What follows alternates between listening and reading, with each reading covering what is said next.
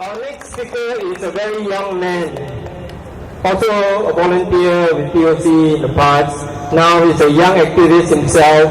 He's been an activist for the anti-death penalty campaign for a few years now with other young people. I'm really very heartened that there are young people like him who have stepped up and taken courage and not be afraid, even as the government tried to silence us. His name is Damien Chng. Please welcome him.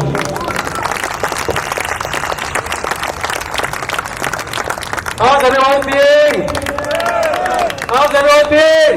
I was actually quite worried this morning that it would rain, that it would storm, and that no one would turn up. But look at this. Even the weather is on our side. And the weather is on our side because we are here today to defend this special space that we have. This special space called the Internet, that has given each and all of us a voice, which we have missed since the government started regulating the mainstream media heavily.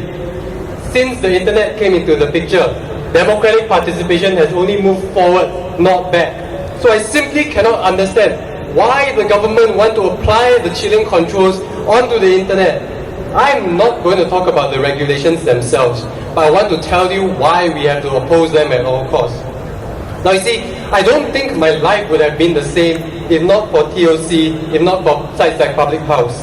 Because I started off just like most youth in Singapore, being politically apathetic. Everything seemed well. Why was there need to change things that was not broken? That people who stood up against the government were just opposing for the sake of opposing. If things were not broken, why do you want to fix it? Let's just leave things to the government to take care of. I was stupid. And because of the Internet, that changed. I was first introduced to a website called the Online Citizen by a teacher who wanted to show us that political space in Singapore has opened up, that the government was now more tolerant of controversial websites than before. I got curious. I needed to find out more. I went online and I discovered that everything I read actually made complete sense. There was nothing controversial about it at all. These people were not simply opposing for the sake of opposing. They really did have good reasons for opposing. Instead, people dismissed them cynically as being troublemakers. They were asking the questions that needed to be asked, but no one was listening. So this drove me to learn even more. I started reading TOC on a daily basis. Before long, it became my staple diet of local social political news. I started being less accepting of government policies. I started questioning the fundamental political assumptions that I had. And I started discovering that there were so many issues in our political scene which should have been covered in the media but were kept under the radar. Or that when they were reported, it was used to implicitly justify the government's line of action.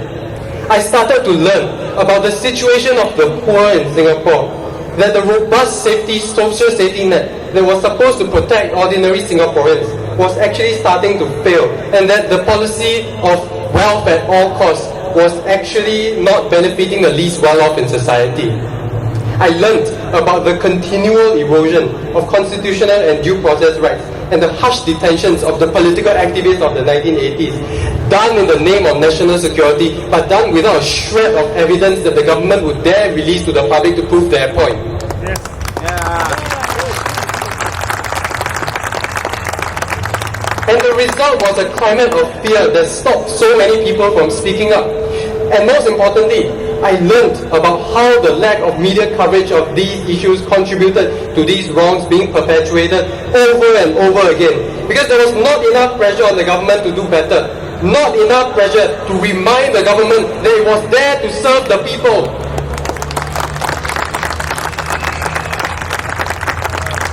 What people really needed, what Singaporeans really needed was uncensored information, was the truth.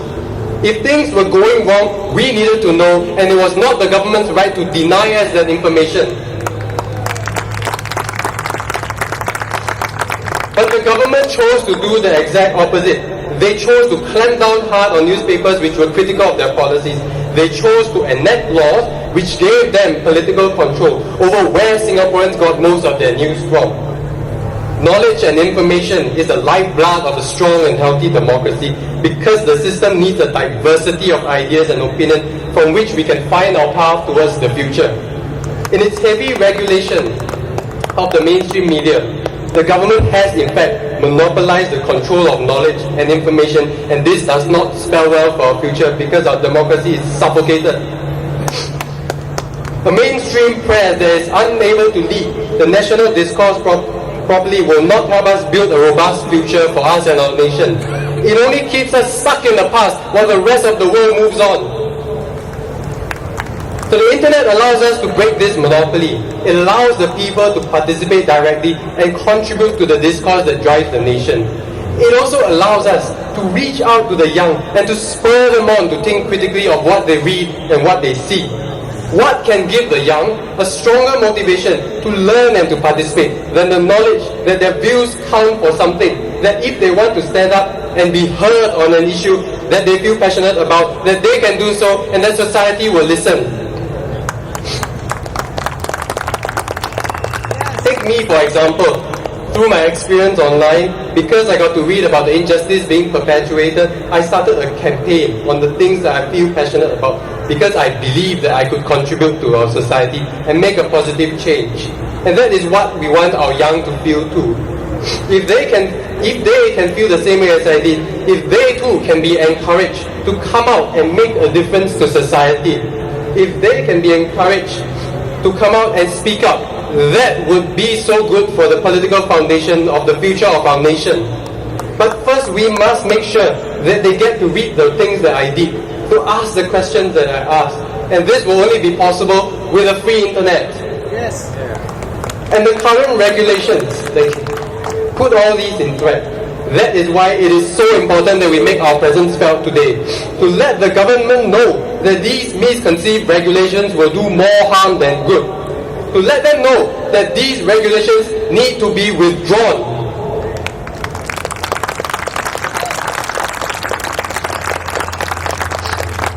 If websites like Public House and TOC are no longer available, how are we going to stand up for ourselves, and how are we going to stand up for the most vulnerable in society?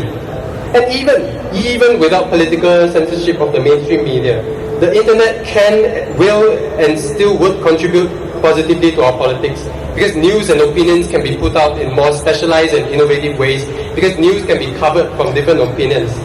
Take this website, politifact.com for example.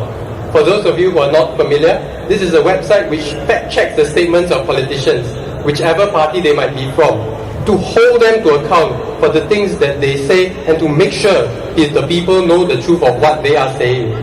That can only be a good thing to have in our society, but that is only possible with a space that is free from the heavy-handed political interference of the government, and that means a free internet and nothing less.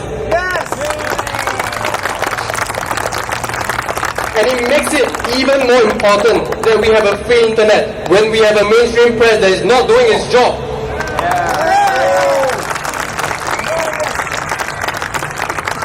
The government should start letting us decide for ourselves who we should or should not trust. Let us make our own decisions about what is good for us and what is not. And if the government still thinks that after being put through our world-class education system that we still lack the maturity to make our own decisions, then I say that I find their lack of faith disturbing.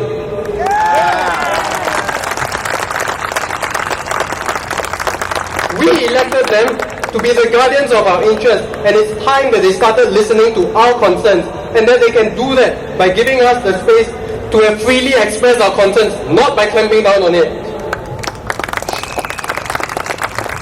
And before they tell us that the regulations will not result in the stifling of the online media, then perhaps it's time they stop thinking that they knew best and start listening to all of us here.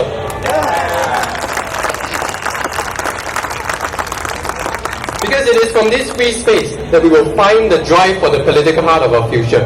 It is from participation in this space, that we can show our next generation that they can and should care about the future of our country, and that they can make a difference if they want to. It is from this space which I realized that politics affected me and the way that I live. If before I felt that I could not influence anything in our politics, now I feel like I have a stake in the future of this country, and that I can contribute to this future by participating in the democratic process driven by the discourse online through the freedom of speech which I am entitled to. And now that Now that I realize that my voice and what I do affects and shapes the future of our society, then I feel the added duty to make sure that I exercise this freedom properly.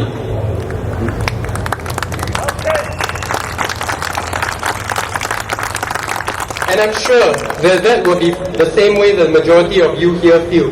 Because we too care about our future, and we too want the very best for our country. We know as well that we cannot afford too many mistakes, but we also know that we don't know everything, that it is through exchanging ideas, through a robust debate, that we can find the best way forward for Singapore.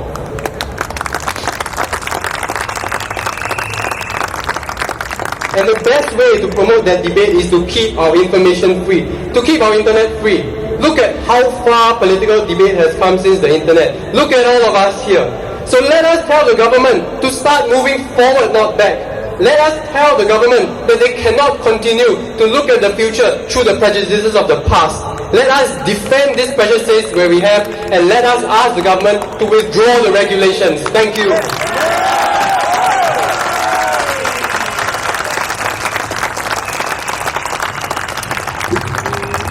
Thanks, Damien. That's what I was talking about. Young people who are so passionate, and a lot of them, in fact, nowadays, right, on social media, on the internet, on Facebook, Twitter, what have you, Tumblr and YouTube and all that. And the internet is a facilitator of information and of education and even activism. And to clamp down on it is such a shame. Anyone who clamps down on the internet is a dinosaur from another era.